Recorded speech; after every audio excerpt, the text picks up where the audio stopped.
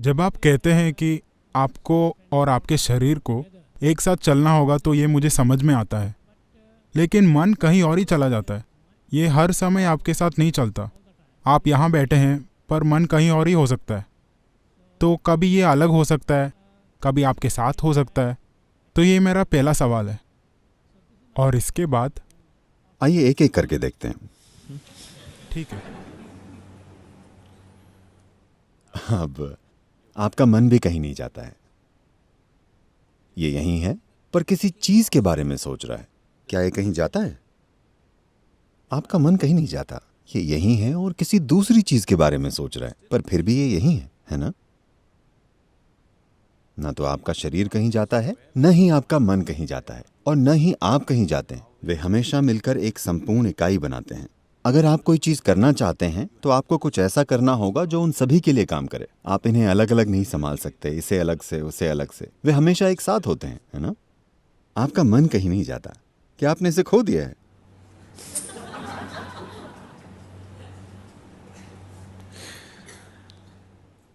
बात बस इतनी है कि आप अपने मन की कल्पनाओं से धोखा खा रहे हैं।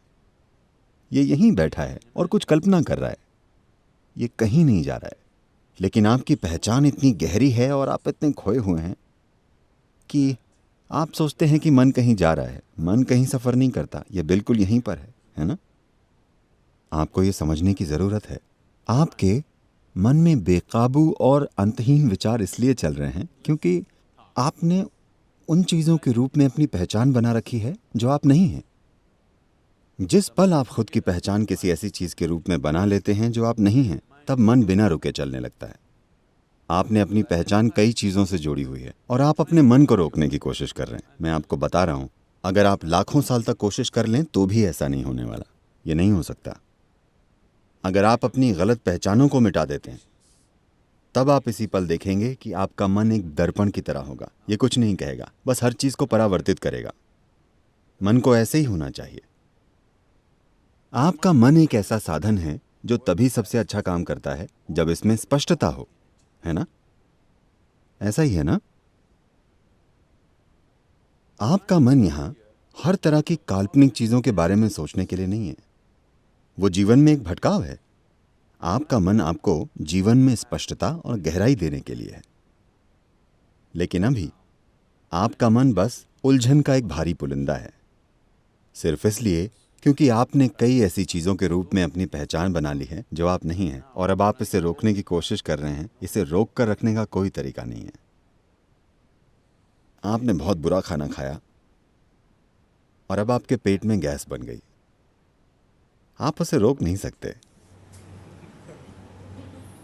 आपने खराब खाना खाया है, नतीजा आ गया है। आपने गलती की कि कई चीजों के साथ अपनी पहचान जोड़ ली। अब यह लगातार चलता जा रहा है। आप इसे रोक नहीं सकते। इससे कोई फर्क नहीं पड़ता कि आप क्या करते हैं। आप भगवान के बारे में सोचिए।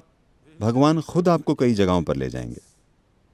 अब आप यहाँ बैठे हैं और ध्यान करने की कोशिश कर रहे हैं, पर आप सोच रहे हैं कि अपने बार या रेस्टोरेंट या दोस्त या सिनेमा या किसी और चीज के बारे में। अब लोगों ने आपसे कहा भगवान के बारे में सोचो, सब ठीक हो जाएगा।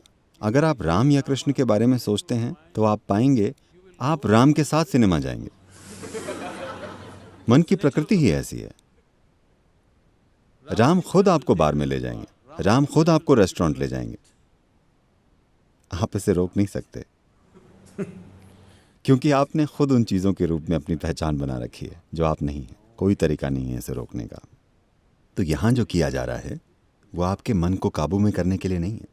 ये उस बारे में जागरूकता लाने के लिए है कि आप क्या नहीं हैं। अभी सबसे पहले आपकी सबसे बुनियादी पहचान आपका शरीर है। आपने पहचान बना रखी है अपने शरीर, अपने कपड़े, अपने हेयर स्टाइल और अपनी दाढ़ी के रूप में भी, है ना? बहुत गहरी पहचान है ना? आपकी पत्नी, आपके बच्चे, आपका परिवार, आपकी शिक्षा, आपका धर्म, अनगिनत आधारों पर पहचाने। इन सभी पहचानों के साथ आप एक शांत मन चाहते हैं। ऐसी कोई चीज नहीं होती। यही कारण है कि हमने आपको शून्य नाम की एक आसान विधि दी है जिसमें आप मन से थोड़ी दूरी पैदा करते हैं। एक बार जब दूरी बन जाती है तो अगर ये बकबक करने वाला मन भी हो तो भी फर्क नहीं पड़ेगा। आप मन से अलग रहेंगे। एक बार जब आप मन से अलग हो जाते हैं तो आप सारी पहचानों से भी अलग हो जाते हैं, Because it's the mind which manufactures identifications, isn't it? क्योंकि मन ही पहचान पैदा करता है ना? So, तो don't हर तरह think की of चीज़ें all मत kinds of सोचिए, things. बस Just इस employ विधि को your काम में minds. लीजिए। तब चीज़ें होंगी, वो चीज़ें होंगी जिनकी आपने कल्पना भी नहीं की थी।